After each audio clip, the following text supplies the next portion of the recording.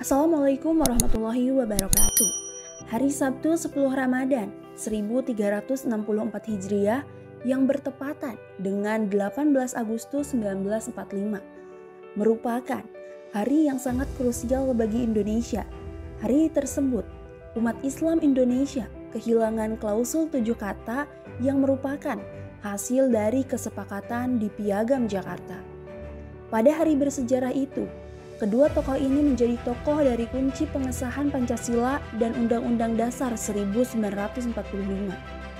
Kedua tokoh ini terlibat dalam pengambilan keputusan yang penting. Pada pertemuan ini dibicarakan tentang perubahan sila pertama Pancasila dalam Piagam Jakarta pada 22 Juni 1945 Jumat Kliwon 11 Rajab 1364 Hijriah, yakni ketuhanan dengan kewajiban menjalankan syariat Islam bagi pemeluk-pemeluknya. Menurut Prof. Ahmad Mansur Surya Negara dalam Api Sejarah 2. Cita-cita mengangkat nilai-nilai Islam dalam sistem bernegara disampaikan oleh Kiai Haji Bagus Hadi Kusumo dalam pidato sidang BPUPKI pada 31 Mei 1945. Ia dengan lantang mengingatkan kepada seluruh peserta sidang tentang pengaruh Islam kepada rakyat Indonesia yang sangat kuat dan mendalam, sehingga berani menentang imperialis Belanda. Melalui pidatonya itu, ia mengingatkan keberanian para tokoh-tokoh Islam dalam menentang imperialisme Belanda. Di antaranya mereka adalah Pangeran Diponegoro, Teku Umar, Imam Bonjol, dan kiai-kiai lainnya di Nusantara.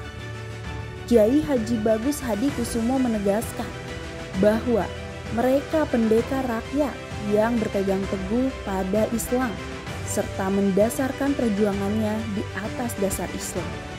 Kiai Bagus Hadi Kusumo juga mengingatkan bahwa Islam sudah terbukti mengajarkan persatuan dan persaudaraan yang kokoh. Terbukti dalam sejarah pergerakan nasional, Sarekat Islam berhasil menyatukan Jawa, Sumatera, Kalimantan hingga Sulawesi. Kiai Bagus menyimpulkan, di dalam diri umat Islam tersembunyi jiwa yang hidup dan bersemangat. Kiai Bagus Hadi Kusumo dalam forum tersebut berkaca dari pengalamannya selama satu kepanitiaan dengan Prof. Hussein Jajadiningrat pada tahun 1922 bahwa hukum Islam tidak berjalan bukan karena tidak sempurna, bukan pula karena tidak lagi relevan dengan zaman, tapi karena dihalang-halangi dan kalau mungkin dihapuskan. Sebagaimana sejarah mencatat, sehari pasca pembacaan proklamasi kemerdekaan Republik Indonesia pada 17 Agustus 1945, 7 kata dalam Piagam Jakarta dihapuskan. Di antara tokoh yang sangat gigih menolak penghapusan itu adalah tokoh Muhammadiyah, yaitu Kiai Bagus Hadi Kusumo. Saking gigihnya, sampai-sampai Soekarno dan Hatta tak berani bicara langsung dengan Kiai Bagus. Soekarno terkesan menghindar dan canggung, karena bagi Kiai Bagus, penegakan syariat Islam adalah harga mati yang tak bisa ditawar lagi. Untuk meluluhkan pendirian Kiai Bagus, Soekarno kemudian memilih Kasman Singodinedjo yang juga orang dari Muhammadiyah untuk melakukan pendekatan secara personal sesama anggota Muhammadiyah untuk melunakkan dari sikap dan pendirian Kiai Bagus Hadi Kusumo. Dalam memoirnya yang berjudul Hidup Itu Berjuang, Kasman menceritakan bahwa ia mendatangi Kiai Bagus dan juga berkomunikasi dengannya dalam bahasa Jawa halus, Kromo Inggil. Kepada Kiai Bagus, Kasman membujuk dengan mengatakan, "Kiai, kemarin proklamasi kemerdekaan Indonesia telah terjadi. Hari ini harus cepat-cepat ditetapkan Undang-Undang Dasar sebagai dasar kita bernegara. Dan masih harus ditetapkan siapa presiden dan lain sebagainya untuk melancarkan perputaran roda pemerintahan. Kalau bangsa Indonesia, terutama pemimpin-pemimpinnya cekcok, lantas bagaimana? Kiai, sekarang ini bangsa Indonesia kejepit di antara yang tongol-tongol dan yang tingil-tingil. Yang tongol-tongol ialah bala tentara Dai Nippon yang masih berada di bumi Indonesia dengan persenjataan modern. Adapun yang tengil-tengil adalah sekutu yang termasuk di dalamnya Belanda, yaitu dengan persenjataan yang modern juga. Jika kita cekcok, kita pasti akan konyol. Kiai, di dalam rancangan Undang-Undang Dasar yang sedang kita musyawarahkan hari ini, tercantum satu pasal yang menyatakan bahwa 6 bulan lagi nanti kita dapat adakan Majelis Permusyawaratan Rakyat. Justru untuk membuat undang-undang dasar yang sempurna. Rancangan yang sekarang ini adalah rancangan undang-undang dasar darurat. Belum ada waktu untuk membuat yang sempurna atau memuaskan semua pihak, apalagi di dalam kondisi kejepit. Kiai, tidakkah bijaksana jikalau kita sekarang sebagai umat Islam yang mayoritas ini sementara mengalah, yakni menghapus 7 kata termaksud demi kemenangan cita-cita kita bersama, yakni tercapainya Indonesia merdeka sebagai negara yang berdaulat, adil, makmur, tenang tentram, dan diridhoi Allah Subhanahu wa Ta'ala.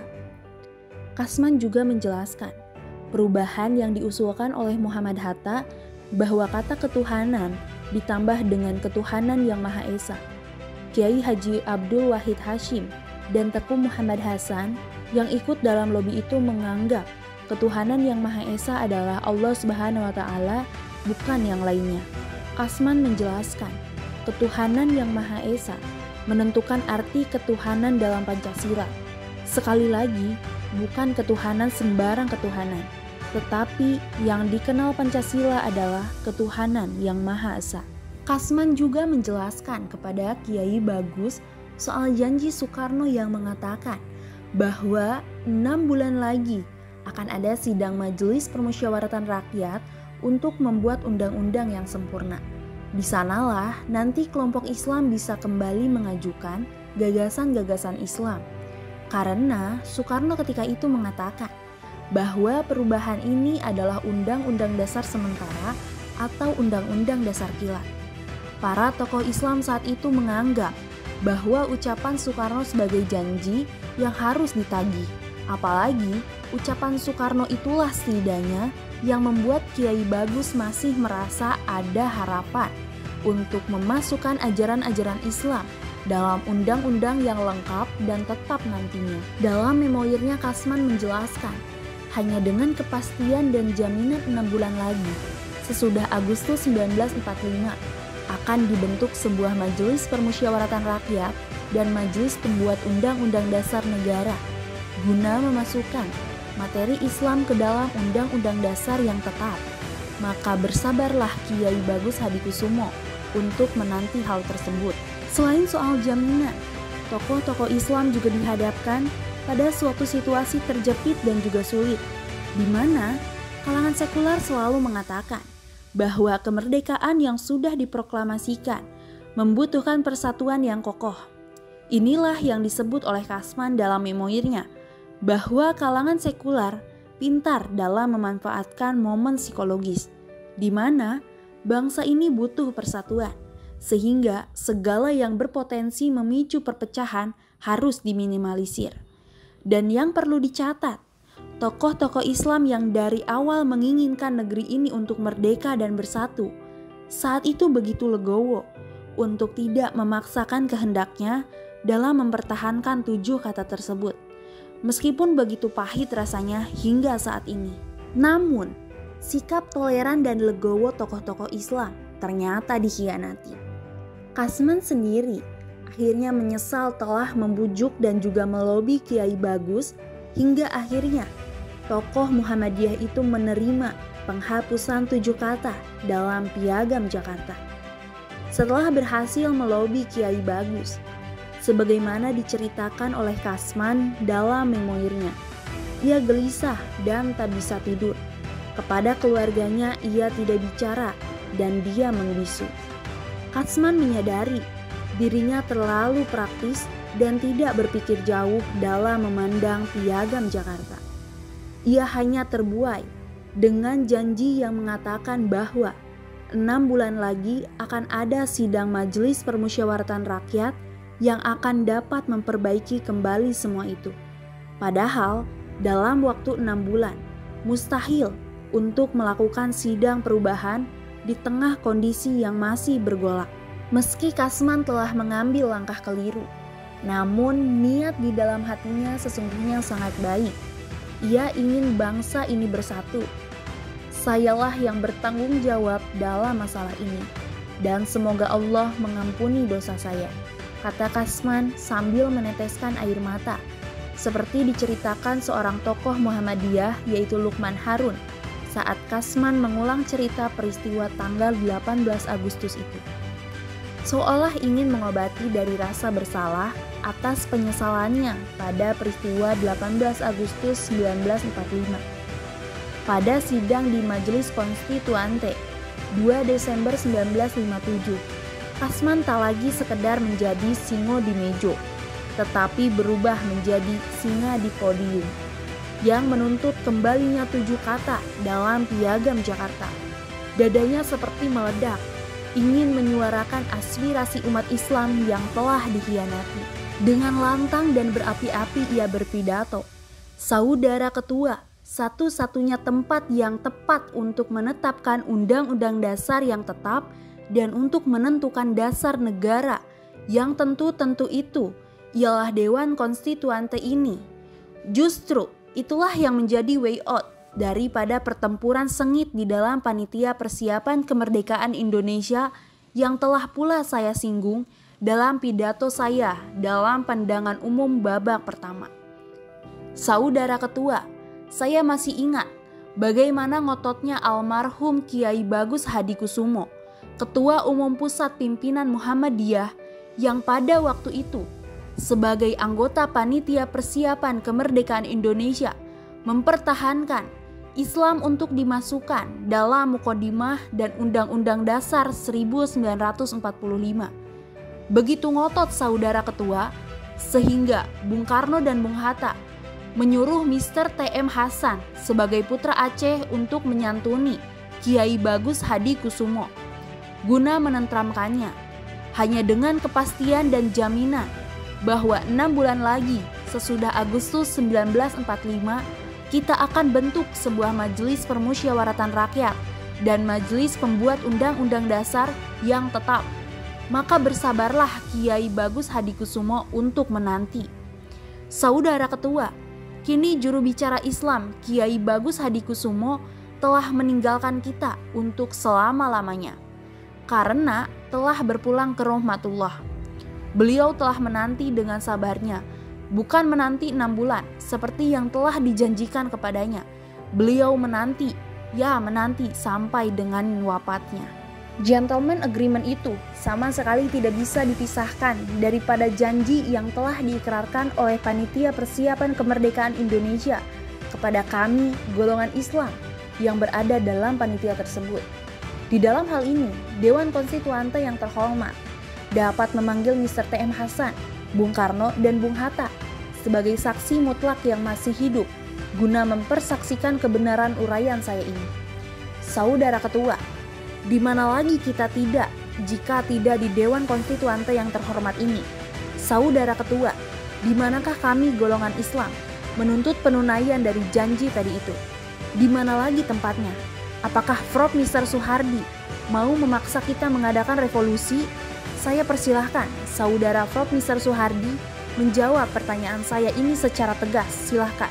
Saudara Ketua, jikalau dulu pada tanggal 18 Agustus 1945, kami golongan Islam telah the fait accompli dengan suatu janji dan atau harapan dengan menantikan waktu 6 bulan, menantikan suatu majelis permusyawaratan rakyat untuk membuat undang-undang dasar yang baru dan yang permanen.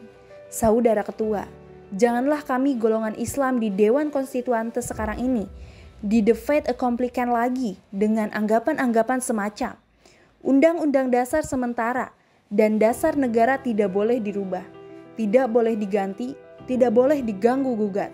Saudara Ketua, ini hanya akan memaksa dada untuk meledak. Pidato Kasman di sidang konstituante yang sangat menyengat dan mengusulkan Islam sebagai dasar negara sungguh sebuah penebusan kesalahan yang sangat luar biasa. Dalam pidato tersebut, Kasman secara detail mengemukakan alasan-alasannya mengapa Islam layak dijadikan dasar negara dan mempersilahkan golongan lain untuk mengemukakan alasan-alasannya terhadap Pancasila. Bagi Kasman, Islam adalah sumber mata air yang tak pernah kering dan tak akan ada habisnya untuk digunakan sebagai dasar dari NKRI ini. Jika negara ini dilandaskan kepada Islam, sedangkan Pancasila yang dijadikan dasar negara tak lebih seperti air dalam tempayan yang diambil secara berangsur-angsur yang digali dari mata air atau sumber yang universal, yaitu Islam. Kasman mengatakan, ada yang mengira si penemu katakan kalau mau si penggali air dalam tempayan itu adalah sakti mandaguna. Dianggapnya hampir-hampir seperti nabi atau lebih dari itu dan tidak dapat diganggu-gugat. Sedang air dalam tempayan itu lama-kelamaan secara tidak terasa mungkin dianggapnya sebagai air yang keramat. Ya, sebagai super geluh, ideologi yang luar biasa yang tidak dapat dibahas dengan akal manusia dan yang tidak boleh didiskusikan lagi di konstitusi ini. Masya Allah, begitulah sekelumit kisah di balik penghapusan syariat Islam dalam naskah Piagam Jakarta. Ada dusta dan khianat dari mereka yang memberi janji-janji kepada tokoh-tokoh Islam saat itu. Ada upaya-upaya yang jelas dan tegas untuk memarjinalkan Islam. Menggunting dalam lipatan, menelikung di tengah jalan adalah politik yang dilakukan kelompok-kelompok yang tidak ingin negara ini berlandaskan pada syariat Islam. Inilah pelajaran berharga bagi umat Islam, di mana sikap toleran kita terhadap kelompok minoritas justru dihadiahi janji-janji palsu dan juga dusta. Apakah perlu umat Islam menagih janji itu? Bagaimana menurut kalian? Tulis pendapat kalian di kolom komentar.